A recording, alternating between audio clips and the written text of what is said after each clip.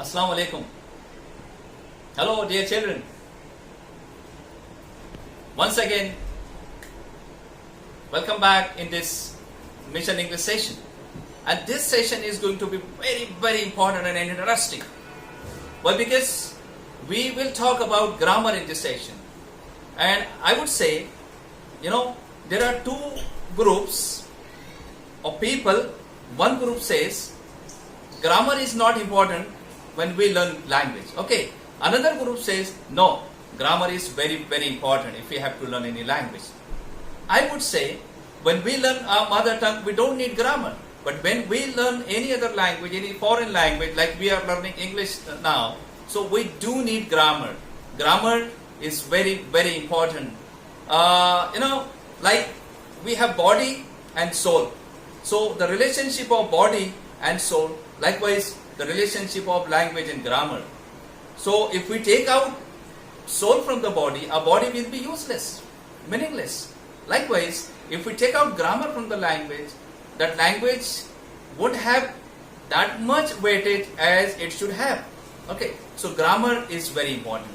So in this session, I'm going to cover all the topics of grammar, like kinds of sentences, parts of speech,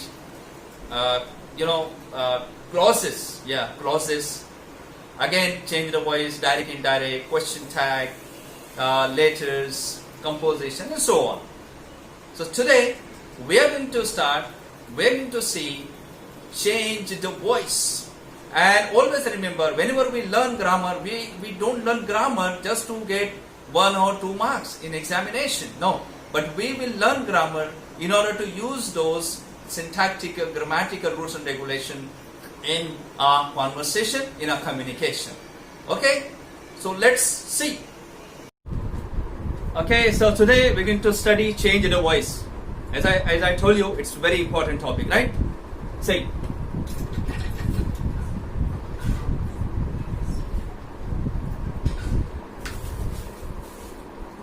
Change the voice.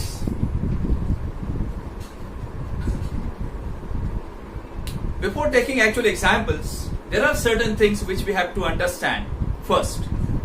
I'll write one sentence on the board.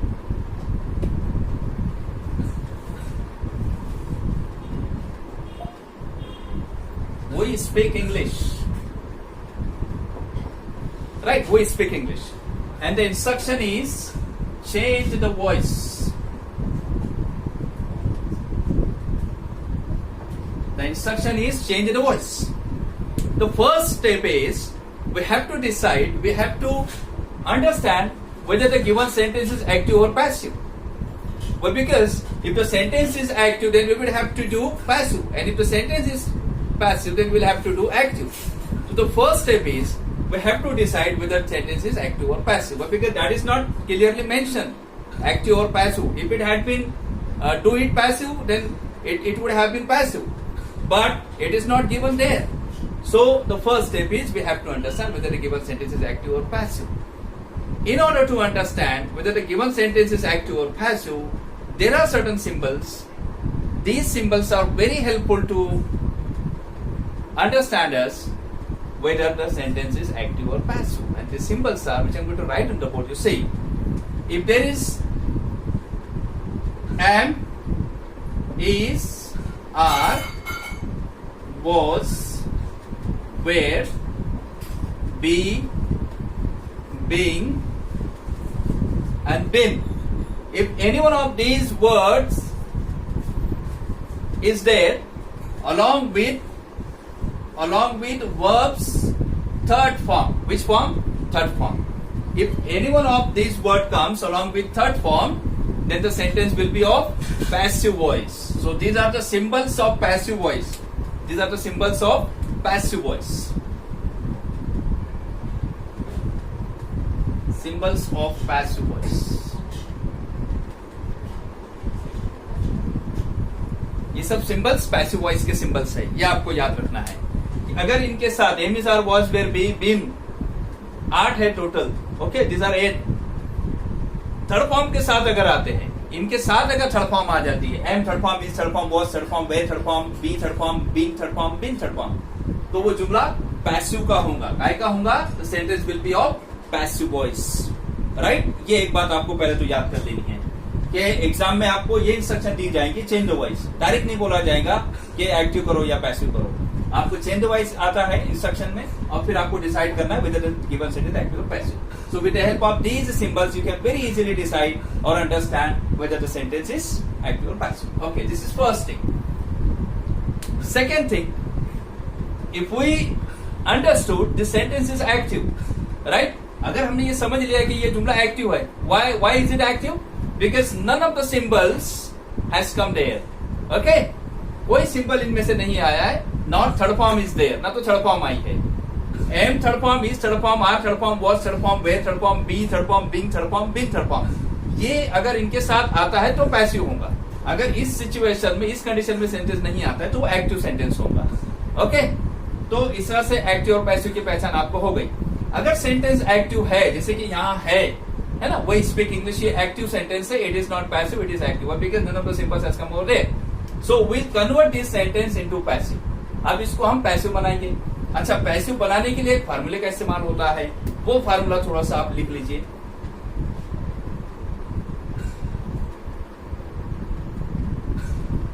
Formula for passive voice.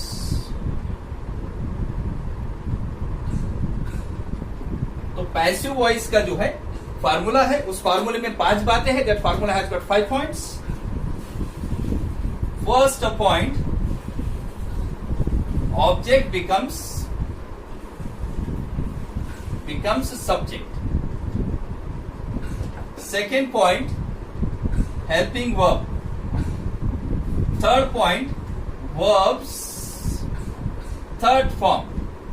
Verbs which form? Third form. Fourth point, additional use of by। ये by का additional use करना है passive बनाते वक्त। And the fifth point, which is the last point, subject becomes object. Subject becomes object. ये 5 point हम लोगों को इस्तेमाल करना है, हम लोगों को इस्तेमाल करना है जब भी हम किसी जुमले को, whenever we will convert any sentence of active into passive, we'll use this formula, right? तो 2 चीजें हमारी समझ में आ गई। पहला पॉइंट है कि सेंटेंस दिया जाएगा, उसमें चेंज वाइज बोला, क्लियरली एक्टिव बनाओ या पैसिव बनाओ नहीं कहा गया है, तो आपको पहले ये क्लियर करना है कि सेंटेंस एक्टिव है कि पैसिव है। ओके, वो आप कैसे क्लियर करेंगे? How will you clear it? With the help of this symbols, right.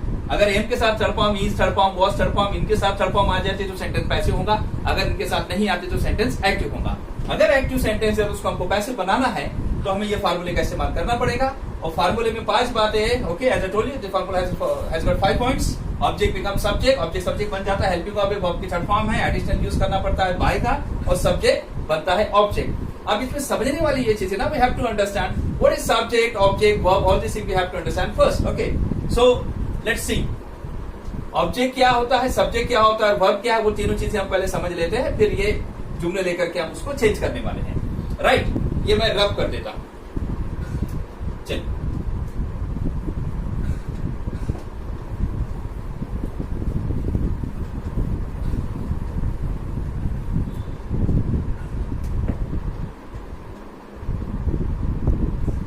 object,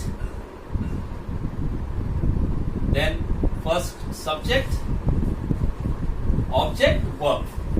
ये तीनों चीजें हम लोग क्लियर कर लेते हैं कि ये है क्या। तो subject, an action doer, an action doer is called subject. I should write action. An action doer is called subject. Action doer क्या कहलाता है? सब्जेक्ट कहलाता है। सेकेंड पॉइंट है object, on which the action is being done, जिस पर action की जा रही है, और directed is called object. Okay, तो थर्ड इज वर्ब। तीसरा पॉइंट है हमारा वर्ब। वर्ब क्या है? एन एक्शन शोविंग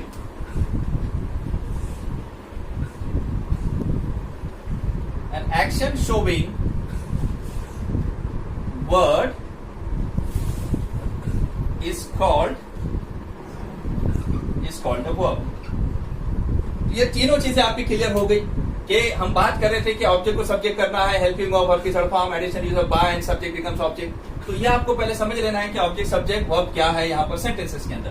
तो सब्जेक्ट वो होता है जो एक्शन करता है. जैसे अगर ये सेंटेंस हम लोग ले लें, अगर इस सेंटेंस की हम बात करें तो यहाँ सब्जेक्ट है वी, एक्शन कर रहा है वी स्पीक इंग्लिश. हम अंग्रेजी बोलते हैं तो बोलने की action, who is doing action, we.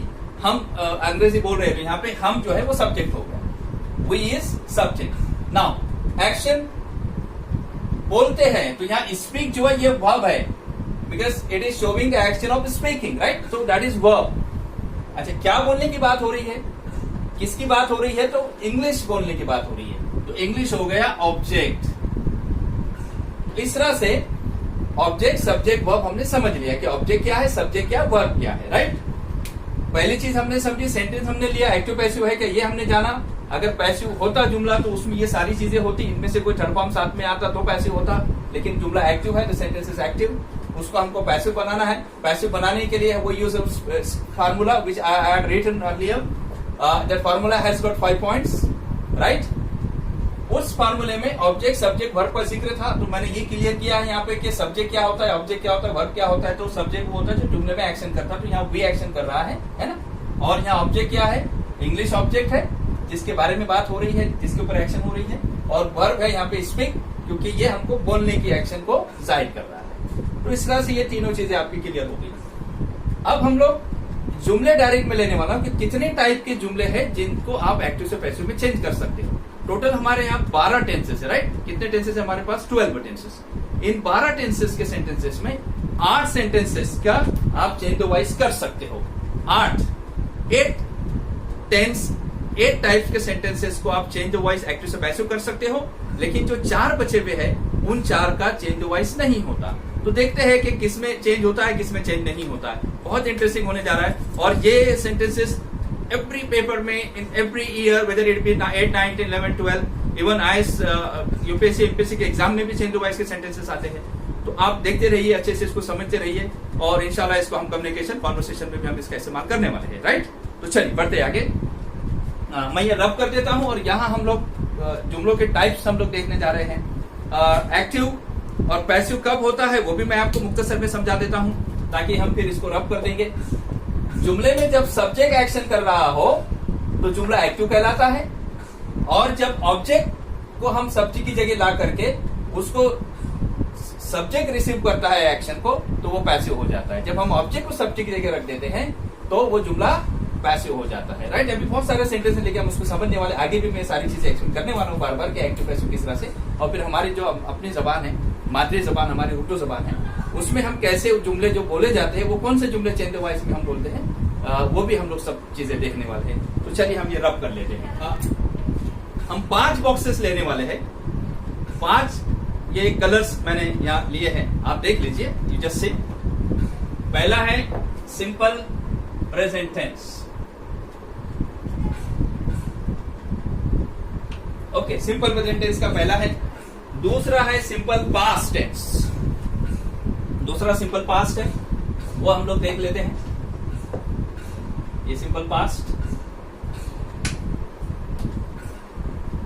Right. तीसरा है प्रेजेंट कंटिन्यूअस. थर्ड है प्रेजेंट कंटिन्यूअस. ये तीसरा है, इसको हम यहां ले सकते हैं. This is present continuous, right. ये प्रेजेंट कंटिन्यूअस है.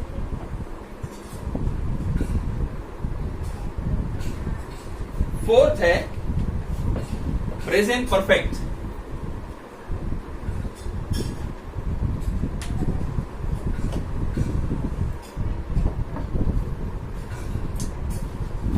This is present perfect. And the last one is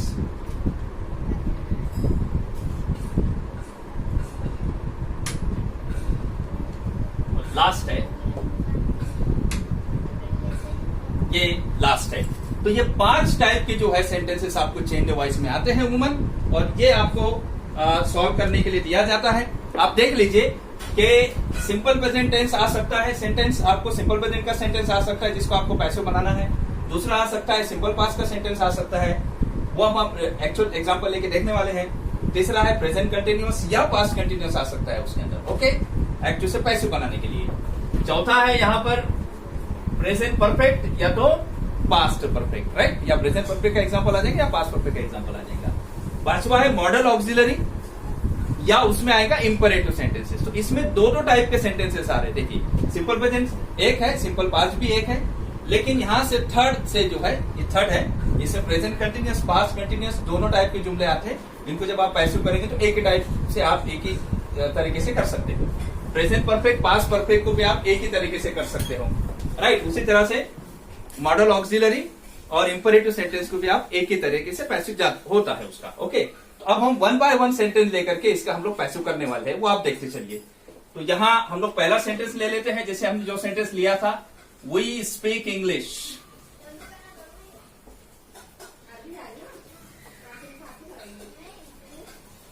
okay, ये सेंटेंस है कि वी स्पीक इंग्लिश।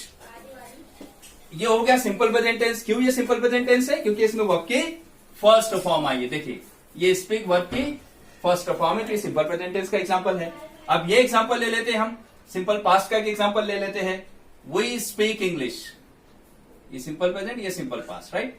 अब हम इसको बोलेंगे वी स्पोक इंग्लिश। यहां क्यों ये सिंपल पास्ट है? Why is it simple past? Because second form has come over there, that's why it is simple past tense. Present continuous या past continuous, will take either of them. So will right we are speaking English, right. हम अंग्रेजी बोल रहे हैं, ये present continuous का है। हम ये भी सेंटेंस ले सकते थे, we would have taken this sentence as well, past continuous, we were speaking English, but I took one sentence only, present continuous. अब ये देखिए कि फोर्थ में हम सेंटेंस ले सकते हैं। यहां अगर हम इसको इधर कर दे तो इसका जुमला भी हम यहां नीचे लिख सकते हैं, है ना। ये सेंटेंस बन जाएगा वी हैव स्पोकन इंग्लिश। ये फोर्थ सेंटेंस बन गया, ये चौथा सेंटेंस बन गया, राइट। फिफ्थ सेंटेंस हम ले सकते हैं, इसको हम लॉक कर देते हैं, इसे हम लॉक करते हैं यहां पर। फिफ्थ सेंटेंस है मॉडल ऑक्सिलरी या तो इंपरेटिव सेंटेंसेस। ये पूरा आप देख लीजिए कि कितने जो टाइप के जुमले हैं, फिर मैं नेक्स्ट सेशन में इसको एक एक को लेकर के हम लोग इसके जुमले बनाना सीखेंगे। ये हम ले सकते हैं, दो टाइप के यहां पे जुमले हैं कि we can speak English, we can speak English, हम अंग्रेजी बोल सकते हैं, ये मॉडल ऑक्सिलरी यहां पर, राइट। इसमें और एक जुमला आ सकता है स्पीक इंग्लिश, ये इंपरेटिव सेंटेंस है, because that sentence started with verb first form, first form तो शुरू हुआ, इसलिए इंपरेटिव सेंटेंस है। तो मैं बताना ये चाह रहा हूं यहां पर बच्चों कि ये 5 टाइप के जुमले जो है आपको एग्जाम में आते हैं, चेंज वॉइस करने के लिए बोले जाते हैं। Simple present tense, we speak English first form से आया, ये आपने पहचाना। सिंपल पास्ट सेकंड फॉर्म है, सिंपल पास्ट का सेंटेंस है। वी आर स्पीकिंग, ये कंटिन्यूअस है, प्रेजेंट कंटिन्यूअस है, हम यहाँ वी वर स्पीकिंग पे ले सकते थे। तो ये दोनों टेंस जो है इस ग्रुप में आते, थर्ड ग्रुप में आते। फोर्थ ग्रुप जो है वो प्रेजेंट परफेक्ट या तो पास्ट परफेक्ट का है, और वो हमने सेंटेंस लिया वी हैव स्पोकन इंग्लिश, हम यहाँ वी हैड स्पोकन इंग्लिश भी ले सकते थे फोर्थ में। फिफ्थ देखिए मॉडल ऑक्सिलरी या इंपरेटिव सेंटेंस, ये वी कैन स्पीक इंग्लिश, यहाँ पे कैन मॉडल ऑक्सिलरी आया है। Modal auxiliary will, would, shall, should, may, might, can, could है ना, ये सारे use to, dare to, need to, ये सारे मॉडल ऑक्सिलरीज है ना। ये कोई आता है जुमले में तो मॉडल ऑक्सिलरी वाला जुमला होता है। स्पीक इंग्लिश ये वर्ब की फर्स्ट फॉर्म से शुरू हुआ है, ये इंपरेटिव सेंटेंस है, हुक्मिया जुमले है। तो ये 5 टाइप के जुमले जो है आपको चेंज वॉइस में आते हैं। अच्छा, और एक बात आप समझ लीजिए, क्या इनमें से कोई भी पैसिव है क्या? एक भी पैसिव सेंटेंस नहीं है, क्योंकि पैसिव सेंटेंस के लिए हमने सिंपल्स देखे हैं कि am is, are, was, were, be, been के साथ अगर थर्ड फॉर्म है तो जुमला पैसिव होता है, राइट। इनमें यहां कहीं पर भी ऐसा नहीं है। यहां देखिए, यहां पे am is, are, was, were नहीं है, हमने 8 चीजें लिखी है उसमें, am is, are, was, were, be, being या बिन, ये 8 के साथ अगर वर्ब की थर्ड फॉर्म आती है तो वो जुमला होगा आपका पैसिव का, राइट। लेकिन यहां ऐसा कहीं पे किसी भी सेंटेंस में नहीं है। यहां देखिए है कि am is are was were third form में नहीं है, तो ये एक्टिव है, ये सेंटेंस एक्टिव है। वी स्पोक इंग्लिश, ये सेंटेंस देखिए यहां पर am is are was were third form में तो नहीं है, this sentence is again of active. यहां देख लीजिए यहां आर है, एम इज आर है यहां पर, लेकिन थर्ड फॉर्म नहीं है। थर्ड फॉर्म इसेंशियल है, थर्ड फॉर्म जरूरी है, तो ये भी एक्टिव है, लेकिन प्रेजेंट कंटिन्यूअस का ये एक्टिव सेंटेंस है। यहां देख लीजिए यहां थर्ड फॉर्म आई है, स्पोकन थर्ड फॉर्म है नो डाउट, लेकिन किसके साथ आना चाहिए उसको, am is are was were be being been के साथ आना चाहिए, तब वो पैसिव होगा, है ना। दोनों का आना जरूरी है। सिर्फ अगर हेल्पिंग वर्ब आ जाए जैसे यहां आ गया था तो भी वो पैसिव नहीं हो सकता। सिर्फ थर्ड फॉर्म आ जाए जैसे यहां स्पोकन थर्ड फॉर्म आई है तो भी वो पैसिव नहीं हो सकता। दोनों का रहना both should be present there. So this is also again active voice sentence. यहां देख लीजिए फिफ्थ में वी कैन स्पीक इंग्लिश, हम अंग्रेजी बोल सकते हैं। यहां पर भी am is are was were be been के साथ कोई भी थर्ड फॉर्म नहीं है, तो ये भी एक्टिव जुमला है। स्पीक इंग्लिश ये भी एक्टिव है, इसमें भी नहीं है। तो तमाम सेंटेंसेस जो है वो एक्टिव है। सब सेंटेंस क्या है, एक्टिव है सेंटेंसेस, राइट। ये सब के सब एक्टिव सेंटेंसेस है तमाम। तो ये चीजें आपको हमेशा याद रखना है कि अगर इन कंडीशन में अगर कोई जुमला आता है तो वो am is are was were be been के साथ अगर थर्ड फॉर्म आता है तो जुमला पैसिव होगा, नहीं तो एक्टिव होगा। ये बात क्लियर हो जाती है, इसको रब कर देते हैं ताकि हमको स्पेस मिल जाए। ये तमाम चीजें जो है बच्चों ये एक साथ आपको समझना पड़ेगा, तभी आप उसको समझ सकेंगे अच्छे से कि कहां से शुरू कहां खत्म। थोड़ा टाइम लगेगा, लेकिन आप इसको देखिए अच्छे से और बार बार देखिए, इंशाल्लाह समझ में आएगा आपके। अब ये तमाम जुमले जो है, this all sentences are of active sentences, right, will convert them into passive. So we'll use that formula. Okay, that formula has got 4 points. So first point is we'll bring this object at the place of subject. That is the first point. ये object को क्या करते हैं हम, subject की जगह लाते हैं, और ये सब्जेक्ट कहां चला जाता है, ऑब्जेक्ट की जगह चला जाता है। पहले तो आप इसको कैसे एक्टिव से पैसिव करते ही समझ लीजिए, उसके बाद फिर इसके तर्जुमे पे हम लोग जाने वाले। And that is the most important part of our lecture. वो बहुत इंपॉर्टेंट पार्ट है हमारे लेक्चर का। सो ये सेंटेंस का हम पैसिव बनाएंगे। मैं सबके पैसिव आपको फटाफट बना देता हूं। इंग्लिश, ओके, हमने क्या किया, ऑब्जेक्ट को लाया सब्जेक्ट की जगह। ये इंग्लिश जो कि ऑब्जेक्ट था उसको हम लाए सब्जेक्ट की जगह। Okay, English. अब ये वर्ब की फर्स्ट फॉर्म है, कौन सी फॉर्म है, फर्स्ट फॉर्म है। अगर फर्स्ट फॉर्म है तो हेल्पिंग वर्ब आएगा एम इज आर। कौन सा हेल्पिंग वर्ब आएगा, एम इज आर आएगा, है ना। अगर आई है तो आई के साथ एम आता है, ही शीट है तो इज आएगा, यू भी दे है तो आर आएगा। अगर सिंगुलर है तो इज आता है, प्लूरल है तो आर आता है, राइट। तो यहां पे सिंगुलर है, इंग्लिश एक है, वाहिद है, इसलिए आएगा इज, इंग्लिश इज। अब आएगा थर्ड फॉर्म। फार्मूला आपको मालूम है, फार्मूले में हमारे 5 बातें हैं फार्मूले की। ओके, वो आ गया स्पोकन। यहां से हम इसको हटा देते हैं ताकि हमको थोड़ा स्पेस मिल जाएगा, बाद में फिर दोबारा इसको हम लगा सकते हैं। तो ये जो है इस तरह से जो है आपको चेन द वाइज को सॉल्व करना है, और बहुत आसान है, आप बहुत आसानी से इसको सॉल्व कर सकते हो। यहां पर देख लीजिए, मैं आपको फार्मूला लिख देता हूं एवरी टाइम ताकि आपको आसानी हो जाए। फार्मूले की 5 बातें हमारी, ऑब्जेक्ट बनता है सब्जेक्ट, ऑब्जेक्ट बिकम्स सब्जेक्ट, ये पहला पॉइंट है। Second point helping verb, third point verbs third form, okay. Fourth point additional use of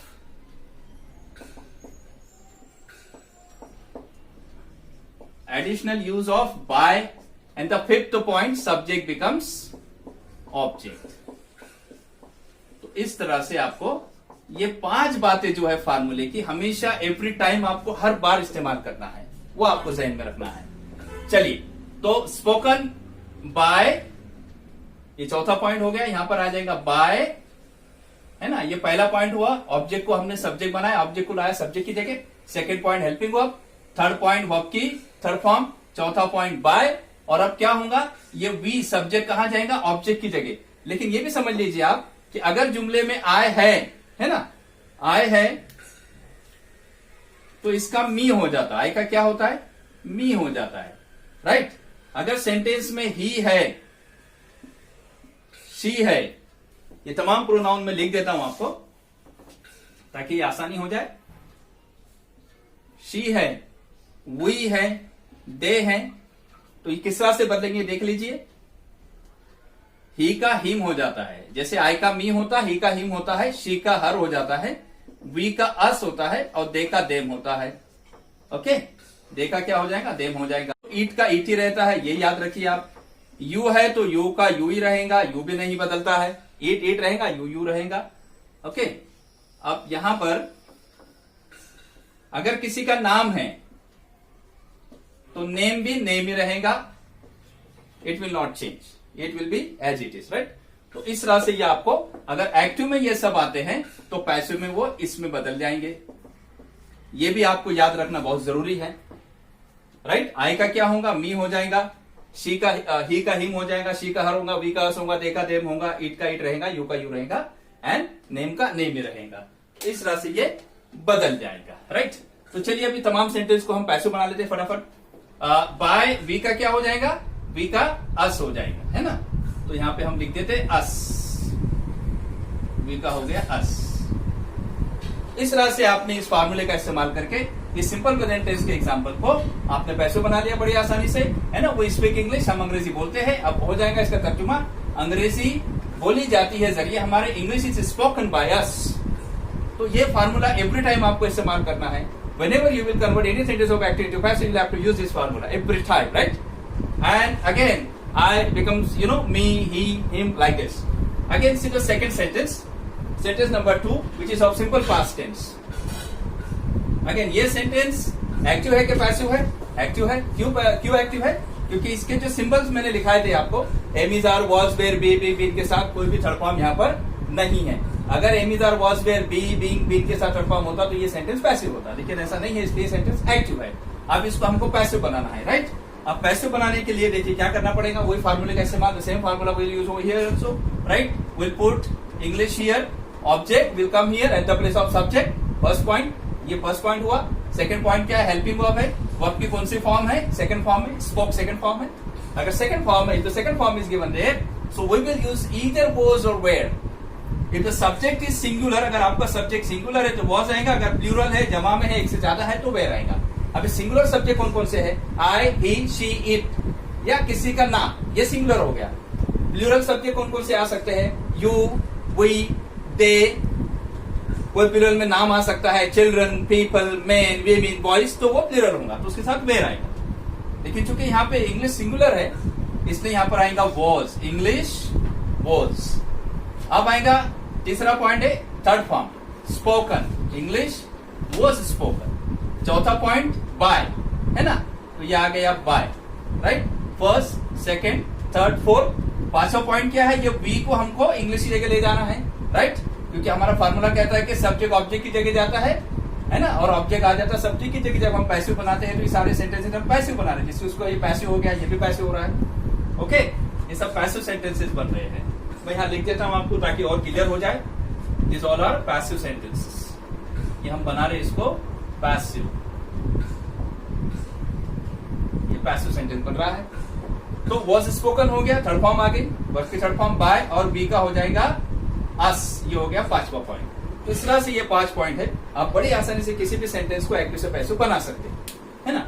ये 2 सेंटेंस तो आपकी समझ में आ गए इंशाल्लाह। ओके, अब ये देख लीजिए आप, अब तीसरे नंबर पे आ जाइए, जरा ये पढ़ लीजिए। ये हम लोग यहां से इसको हटा लेते हैं, तो बोर्ड में थोड़ा सा स्पेस हमको मिल जाएगा। चलिए अब हम चलते हैं इसकी तरफ, देखते हैं प्रेजेंट कंटिन्यूअस, पास्ट कंटिन्यूअस के सेंटेंसेस कैसे बनते हैं, वो जरा सा हम देख लेते हैं। ओके, ये रब कर लेते हैं।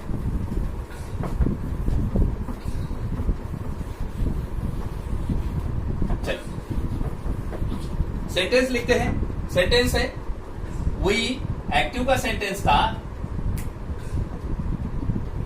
We are speaking English. ये सेंटेंस था, इसको हमको पैसिव बनाना है। ओके, ये एक्टिव है, एक्टिव क्यों है, कोई भी सिंबल उसमें नहीं है, इसलिए सेंटेंस एक्टिव। अब इसको हमको now we have to convert it into passive. So how will do it, सी।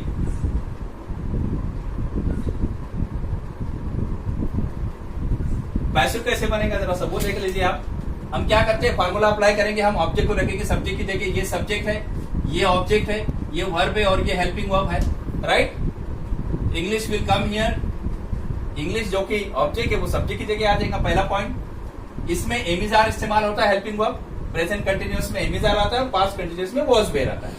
तो एम इज आर में सिंगुलर है, इंग्लिश सिंगुलर है, इज आएगा। ओके, अब आएगा वर्ब की थर्ड फॉर्म, तीसरा पॉइंट क्या है, थर्ड फॉर्म स्पोकन, राइट। चौथा पॉइंट बाय, और पांचवा वी का हो जाएगा अस। लेकिन एक बहुत इंपॉर्टेंट चीज आप याद रखिए कि जब कभी अगर प्रेजेंट कंटिन्यूअस या पास्ट कंटिन्यूअस का आपको एक्टिव से पैसिव बनाना है, तो पैसिव जुमला बनाते वक्त बहुत इंपॉर्टेंट चीज मत भूलिएगा, वो ये है कि इस कंटिन्यूअस के सेंटेंस में whether it be present continuous और पास्ट कंटिन्यूअस, चाहे वो प्रेजेंट कंटिन्यूअस को आप पैसिव बना रहे हो या पास्ट कंटिन्यूअस को पैसिव बना रहे हो, आपको ये बीइंग का इस्तेमाल करना जरूरी है। Got it? क्या एडिशनल मैंने इस्तेमाल किया है, बीइंग का इस्तेमाल किया। कब करना है आपको ये बीइंग का इस्तेमाल, whether if the sentence is present continuous or past continuous, in both the conditions you will have to use being as a sandwich or as an additional word, right? तो ये आप याद रखिए कि कंटिन्यूअस में speaking से ING से ING याद रखिए, स्पीकिंग बीइंग, राइट? तो आपको आसानी रहेगी याद करने। English is being spoken by us. अच्छा, मतलब देख लीजिए, वी आर स्पीकिंग इंग्लिश, हम अंग्रेजी बोल रहे हैं। अब इसका पैसिव में मतलब हो जाएगा अंग्रेजी बोली जा रही है, English is being spoken by us, अंग्रेजी बोली जा रही है जरिए हमारे। बहुत सारे जुमले हम जब बोलते हैं तो इस तरह से बोलते हैं, जैसे चाय बनाई जा रही है ना, T is being made, lecture लिया जा रहा है, लेक्चर इज बीइंग टेकन। तो इस तरह के बहुत जुमले जब आप ये पूरा सीख जाओगे अच्छे से, तो इंशाल्लाह आप बहुत सारे सेंटेंसेस बोलने लगोगे। तो ये तीसरा चीज जो पॉइंट हमारा थर्ड वाला ये क्लियर हो गया कि कंटिन्यूअस का अगर एग्जांपल आता है तो आपको क्या इस्तेमाल करना, what you have to use. If third kind of sentences come, then we'll have to use being. Okay, where we'll use it? Where we'll put it? After helping verb and before verb third form. Okay, बीच में आपको दोनों के हमेशा ये रखना है, right? चलिए, ये तो तीसरा हो गया। अगर इसका हम पास्ट कंटिन्यूअस का एक एग्जांपल ले लेते हैं, इसका एक एग्जांपल पास्ट कंटिन्यूअस का ले लेते हैं हम लोग, है ना? तो हम लिखेंगे कि we were speaking इंग्लिश। ये सेंटेंस है कि हम अंग्रेजी बोल रहे थे। अगेन ये एक्टिव सेंटेंस है ना? अब इसको हमको पैसिव बनाना है, तो पैसिव बनाने के लिए always we use that formula, right? The same formula. So what does the formula say? It says we'll have to bring this object at the place of subject, so we'll put English which is object here, वो हम यहाँ रखेंगे, वो हमने रखा। अब यहाँ पर देख लीजिए, सेकंड पॉइंट हेल्पिंग वर्ब आने वाला, सेकंड पॉइंट क्या आने वाला, हेल्पिंग वर्ब आने वाला है। तो हेल्पिंग वर्ब यहाँ पर was were इस्तेमाल हो गए। अगर सब्जेक्ट आपका प्लूरल है, जैसे यहाँ प्लूरल था वी, इसलिए वेर आया, लेकिन यहाँ पे चूंकि ये सिंगुलर है इंग्लिश, इसलिए यहाँ पर आ जाएगा वॉज। ये आपको याद रखना बहुत जरूरी है कि अगर प्लूरल सब्जेक्ट है तो वॉज, सॉरी वेर, और अगर सिंगुलर सब्जेक्ट है तो वॉज आता है। अगर एक से ज्यादा है, जमा में है तो वेर, और अगर वाहिद है, एक है तो वॉज। ओके, ये याद रखना। तो इंग्लिश वॉज ये आ गया। तीसरा पॉइंट है वर्ब की थर्ड फॉर्म, तो ये हमने लिखा स्पोकन थर्ड फॉर्म, है ना? ये तीसरा पॉइंट, ये दूसरा, ये पहला। चौथा पॉइंट है बाय, है ना, फार्मूले का एडिशनल पॉइंट, ये फोर्थ, ये बाय इस्तेमाल करना है। और पांचवा पॉइंट क्या है, what is fifth point, that is we, and if we will go there then it will become us. अगर ये वी वहां जाएगा तो वो अस में तब्दील हो जाएगा, जो हमने लिखा है यहाँ पर। लेकिन एक एडिशनल चीज जो हमेशा देख रहे हैं हम लोग, वो है आपको यहाँ पर बीइंग का इस्तेमाल, है ना? ये मत भूलिएगा, दिस इज वेरी इंपॉर्टेंट, ये आपको नहीं भूलना है कि जब कभी हम प्रेजेंट कंटिन्यूअस या पास्ट कंटिन्यूअस के किसी एक्टिव सेंटेंस को पैसिव बनाएंगे तो उसमें बीइंग का इस्तेमाल लाजमी है, जरूरी है। Okay, so remember it always. हम अंग्रेजी बोल रहे थे, एक्टिव का तर्जुमा होगा हम अंग्रेजी बोल रहे थे। अब तर्जुमा पैसिव में हो जाएगा अंग्रेजी बोली जा रही थी जरिए हमारे। Okay, English was being spoken by us. कितना आसान। अब ये सीखने के बाद बहुत सारे जुमले आप इंग्लिश के बोल सकते हो आसानी से।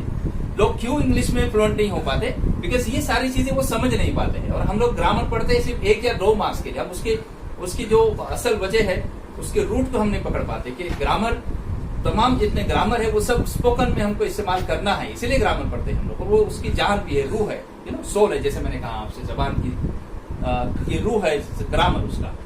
तो ये तीसरा पॉइंट क्लियर हो गया। अब चौथे बॉक्स के ऊपर चलते हैं। मैं कोशिश कर रहा हूँ थोड़ा सा फास्ट जाने की, आप बार बार इसको रिवाइंड करके देख सकते हैं तो आपको समझ में आएगा। ये चौथा पॉइंट है, ये मैं रब कर देता हूं बच्चों, ताकि यहाँ स्पेस हमको मिलता चले फटाफट। बोर्ड थोड़ा छोटा है क्योंकि लॉकडाउन चल रहा है तो बड़ा बोर्ड नहीं मिल पाया, इसलिए मैं छोटे ही बोर्ड से काम चला रहा हूँ। तो ये हमको जो है ये रब कर लिया हमने। अब चौथा पॉइंट हम लोग आ जाते हैं, चौथे पॉइंट को देखते हैं।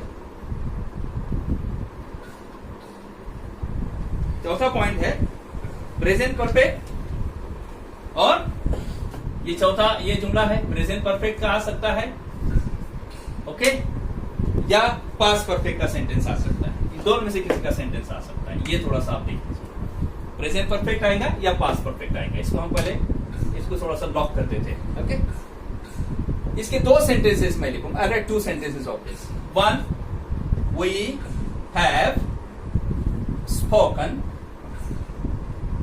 इंग्लिश। ये प्रेजेंट परफेक्ट का एग्जांपल है। This is of present perfect example. Why is it present perfect? Because have and third form both are there, right. हमने टेंसेस का मैंने आपको वीडियो अपलोड किए हैं पहले, वो बार बार आप देखिए। जब तक बच्चों आप लोगों के टेंसेस मजबूत नहीं होंगे, आप आगे के जुमले नहीं बना सकेंगे। इसलिए टेंसेस पे कॉन्सेंट्रेट किया करो। तो ये प्रेजेंट परफेक्ट का एग्जांपल है और ये एक्टिव है। अब इसको हमको पैसिव बनाना है, राइट। तो क्या करेंगे हम? फार्मूले का इस्तेमाल करेंगे। What we will do? We'll use that formula. And what does the formula say? It says we will have to bring, English here. English यहाँ आ जाएगा। आप यहाँ पर आपको हेल्पिंग वर्ब लेना है, राइट। जैसे सिंपल प्रेजेंट टेंस के अंदर एमिदार 3 हेल्पिंग वर्ब थे, सिंपल पास्ट में वॉज वेयर थे, ऐसे यहाँ पर 2 हेल्पिंग वर्ब है, हैव और हैज। कौन से हेल्पिंग वर्ब है? 2, हैव और हैज। मैं यहाँ लिखता हूँ हैव और हैज, ये 2 हेल्पिंग वर्ब है। अगर आपका सब्जेक्ट सिंगुलर है तो हैज आएगा, और अगर प्लूरल है, एक से ज्यादा है, तो हैव आएगा। सिंगुलर सब्जेक्ट कौन कौन से है? ही, शी, इट, राइट, उसके साथ हैज आएगा। और आई, यू, वी, दे है तो हैव आएगा, ओके। तो चलिए यहाँ पर ये सिंगुलर है कि प्लूरल है? इंग्लिश सिंगुलर, इसलिए हैज आएगा, है ना। यहाँ पे क्या आएगा? हैज आएगा। जैसे यहाँ पे वी प्लूरल था इसलिए हैव आया था, लेकिन इंग्लिश चूंकि सिंगुलर है इसलिए हैज आया, इंग्लिश हैज। अब तीसरा पॉइंट क्या है हमारा? वर्ब की थर्ड फॉर्म स्पोकन, चौथा बाय, और पांचवा पॉइंट वी का बनता है अस। तो ये 4th, ये 5th, ये 3, ये 2, ये 1। लेकिन यहाँ एडिशनल चीज आपको एक इस्तेमाल करना है, वो मत भूलिएगा। वो मैंने यहाँ पर भी लिखा, देखो बीन लिखा हुआ है। यहाँ आपको बीन का इस्तेमाल करना है। क्या का इस्तेमाल करना है? बीन का। So whenever the sentence of present perfect और past perfect comes, we will have to use been as additional word, and that we will put in between helping verb and verbs third form, as I put over here. See, as and third form, as helping verb and third form. So in between these two I put been, right? तो been का इस्तेमाल आपको करना है। You have to use been in case of present perfect और past perfect, right? have has का समझ में आया आपके? सिंगुलर अगर सब्जेक्ट है तो has, प्लूरल है तो have का इस्तेमाल होगा। एक और एग्जांपल ले लेते हैं। we'll take one more example of past perfect tense. See, we had spoken English. We had spoken English. ये past perfect का एग्जांपल मैंने ले लिया। past perfect क्यों है? Why is it past perfect? Because had and spoken both have come there. So we'll bring this object here. ये active है, ये पैसिव है? एक्टिव है, क्योंकि कोई भी सिंपल पैसिव का इसमें नहीं है। ये भी एक्टिव है। तो हम क्या करेंगे? हम फार्मूले का इस्तेमाल करके इसको पैसिव बनाएंगे। तो इंग्लिश को हम यहाँ ले आएंगे। पहला पॉइंट इंग्लिश इधर आ गया, ओके।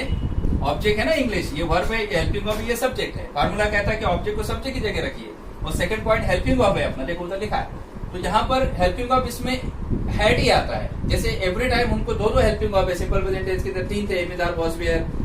सिंपल पास्ट में वॉज वेयर थे, प्रेजेंट परफेक्ट में हैव हैज है, लेकिन पास्ट परफेक्ट में एक ही सिंगल हेल्पिंग वर्ब है, that helping verb is had, along with all the subject, whether it be singular or plural, okay, whichever subject will come, we will use the same helping verb, that is had. So यहाँ देखो ये plural था तो भी had आया, singular है तो भी हैड आया, राइट। तो हैड ही एक हेल्पिंग वर्ब है पास्ट परफेक्ट टेंस में, तो वो आसान हो जाता है। English had. अब वर्ब का तीसरा पॉइंट है वर्ब की थर्ड फॉर्म। तो ये हो गया स्पोकन, एक ही फॉर्म हम ले रहे बार बार ताकि आपको समझ में आए अच्छे से। और चौथा पॉइंट है बाय, और पांचवा हमने क्या किया? बी का अस हो गया, जो we are be doing the same thing every time. So 1 2 3 4 5, ये 5 पॉइंट्स हमेशा आ रहे हैं। एडिशनल चीज आपको इस्तेमाल करना है ना। यहाँ पर चाहे वो प्रेजेंट परफेक्ट का एग्जाम्पल हो या पास्ट परफेक्ट का एग्जाम्पल हो, इसमें हमको एडिशनल चीज इस्तेमाल करना है, बिन, राइट। ये आपको this you don't have to forget, right. ये आपको बोलना नहीं, ये आपको याद रखना। You have to remember always, हमेशा याद रखना है आपको कि आप बीन का इस्तेमाल करेंगे। कहाँ इस्तेमाल करेंगे? जब जुमला प्रेजेंट परफेक्ट का हो या पास्ट परफेक्ट का हो, तो आप एडिशनल वर्ड बीन का इस्तेमाल करेंगे जब आप पैसिव बनाएंगे जुमले को। चलिए आगे बढ़ते हैं, जो कि लास्ट वाला बच गया है हमारा, वो एक पॉइंट हम लोग देख करके फिर नेक्स्ट वीडियो में बनाने वाला, उसमें आपको सारी और भी चीजें मैं एक एक सिंगल लेके ज्यादा एग्जांपल्स लेके आपको समझाऊंगा। ओके चलिए रब करते हैं इसको हटा दें।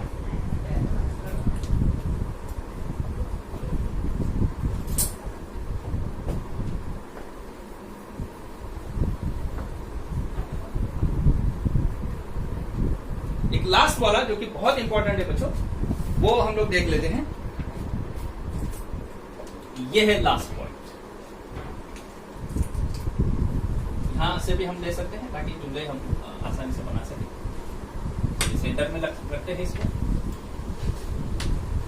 सही, ये पांचवा टाइप है बच्चों, और ये पांचवा जो टाइप है बहुत इंपॉर्टेंट है, बहुत अच्छा है, ये देख लीजिए आप अच्छे से। इसके एक एक एग्जांपल हम लेंगे। Will take one example of both. Modal auxiliary, modal auxiliary कौन कौन सी वो समझ लीजिए। Will, would, can, could, shall, should, may, might, okay, used to, dare to, need to, एक और आता है ought to। इस तरह से ये मॉडल ऑक्सिलरी से। मस्ट भी आता है, मस्ट, मे मस्ट, मे माइट तो आया यहाँ पर, मस्ट आ गया, मे तो हमने लिख चुके थे, तो ये मस्ट ले लेते हम लोग। Must, will, would, can, could, shall, should, may, might, use to, dare to, need to, okay, ought to, UHGHT, ought to, ought का स्पेलिंग ये है, ought to। तो ये सब मॉडल ऑक्सिलरीज है। ये क्या है? What are all this? This all are modal auxiliaries. इसको हम एमए नाम देते हैं शॉर्ट में, modal auxiliaries, MA, modal auxiliaries. ये अगर सेंटेंस में आते हैं, इनमें से कोई भी सेंटेंस में आता है, उसको अगर आप पैसे बना रहे हो तो इनके साथ में आपको एडिशनल वर्ड जो हम इस्तेमाल करते हैं वो करते हैं बी।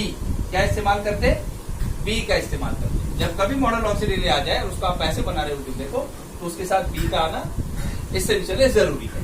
उसी तरह से अगर इंपेरेटिव जुमला आ जाता है, हुक्मिया जुमला आता है, तो भी बी का इस्तेमाल करना है, राइट। अब एक एक एग्जाम्पल हम ले लेते हैं। Will take one example. ये I hope you people have understood this, okay. ये मॉडल ऑक्सिलरीज है और इनके साथ अगर ये आते तो बी लगता है।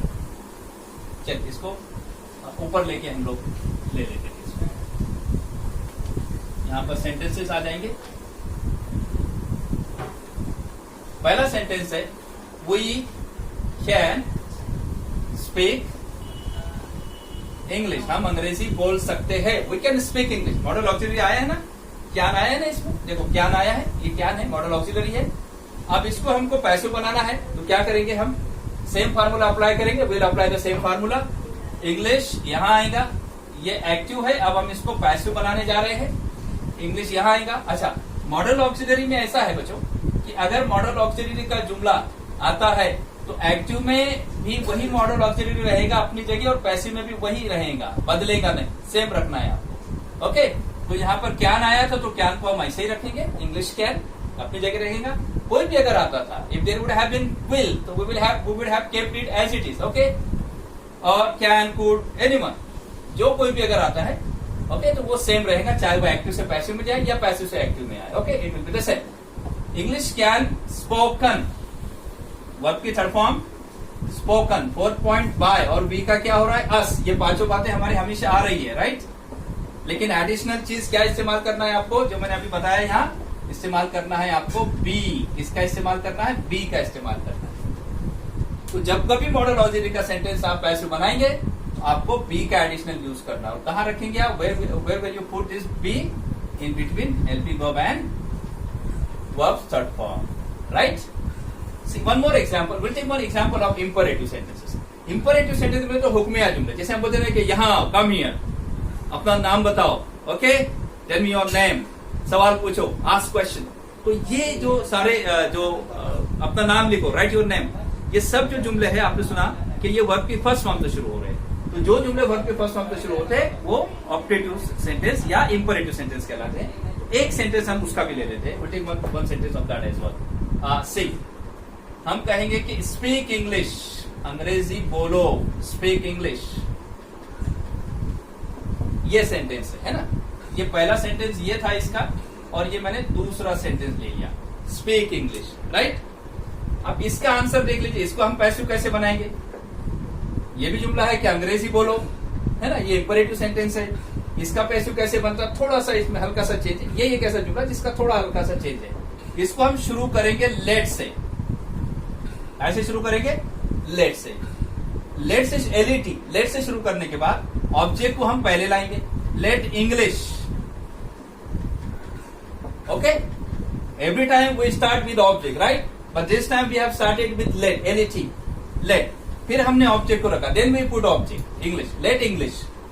अब यहां पे सेंटेंस फिनिश हो रहा था ना, सेंटेंस फिनिश हो रहा है, तो जहां फुल स्टॉप है वहां आएगा बी, लेट इंग्लिश बी। अब स्पीक जो है वो उधर चला जाएगा, लेकिन किसी भी पैसिव में एक ही फॉर्म इस्तेमाल होती है, और वो है third form. In any passive we will use only one form, and that is third form. See my 3 fingers. Passive sentence में सिर्फ थर्ड फॉर्म इस्तेमाल होती है, आपको हमेशा याद रखना है। एक्टिव में चारों फॉर्म आ सकती है, प्रेजेंट फॉर्म आ सकती है, पास्ट फॉर्म आ सकती है, पास्ट पार्टिसिपल फॉर्म आ सकती है, और प्रेजेंट पार्टिसिपल आ सकती है। But in case of passive sentence we will use only one form, and that is third form. Third form का इस्तेमाल हम करेंगे, क्योंकि थर्ड फॉर्म ही आती है किसी भी पैसिव में।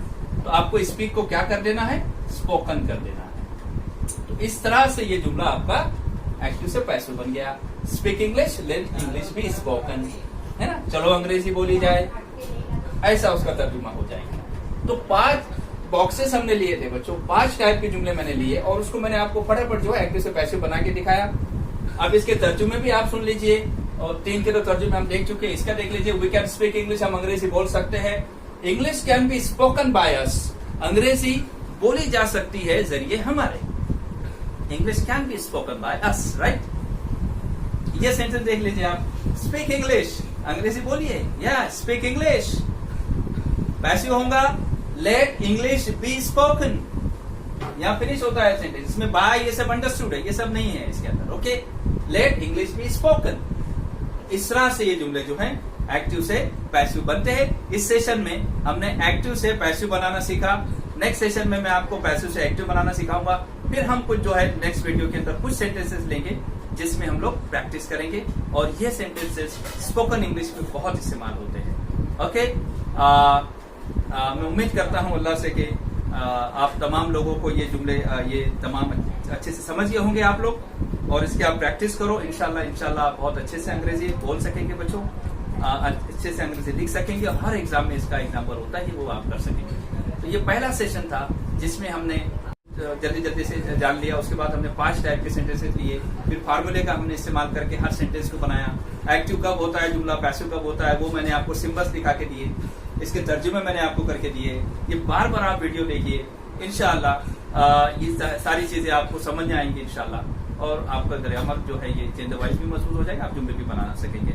और एक वीडियो में इतना लेंथी करना थोड़ा सा हेक्टिक होता है बच्चों, लेकिन उसके बावजूद भी मैंने कोशिश की है।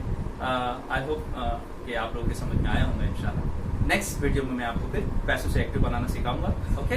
तब तक के लिए बाय बाय, खुदा।